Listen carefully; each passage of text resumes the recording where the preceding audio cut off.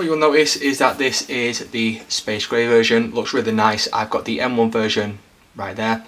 Really nice laptop, great laptop, but you know, I thought I was due the upgrade.